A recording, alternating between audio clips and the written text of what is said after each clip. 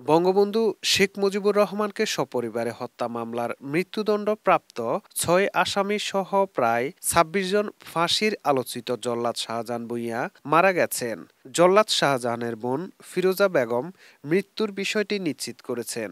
২৪ June সোমবার রাজধানীর একটি হাসপাতালে চিকিৎসাধীন অবস্থায় তিনি মারা যান। ঢাকা মহানগর পুলিশের শেরেবাংলা নগর থানার ওসি মোহাম্মদ আহাদ আলী গণমাধ্যমকে জানান, জল্লাদ শাহজাহানকে অসুস্থ অবস্থায় সোহরাওয়ার্দী মেডিকেল কলেজ হাসপাতালে নিয়ে এলে চিকিৎসকরা তাকে মৃত ঘোষণা করেন। কারাসূত্রে জানা যায়, জল্লাদ শাহজাহান ২০০১ সাল থেকে এ পর্যন্ত ২৬ জনের ফাঁসি দিয়েছেন।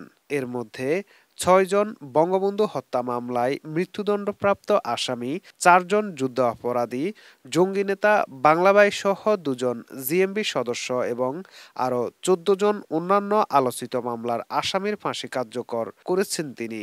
জানা যায়, ১৯৯১ সালে গ্রেপ্তার হওয়ার পর ৩৬টি মামলায় শাহজাহানের ১৪৩ বছরের সাজা হয়। পরে ৮৭ বছরের সাজা মাফ করে তাকে ৫৬ বছরের কারাদণ্ড দেয়া হয়। ফাঁসি কার্যকর ও সশ্রম কারাদণ্ডের সুবিধার কারণে সেই সাজা ৪৩ বছরে এসে নামে।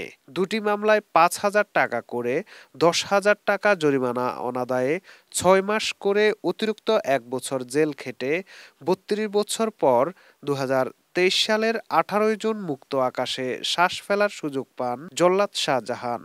সহযোগী জল্লাদ হিসেবে গফরগাঁওয়ের নুরুল ইসলামকে ফাঁসি দিয়ে শাহজাহান তার জল্লাদ জীবনের সূচনা করেন।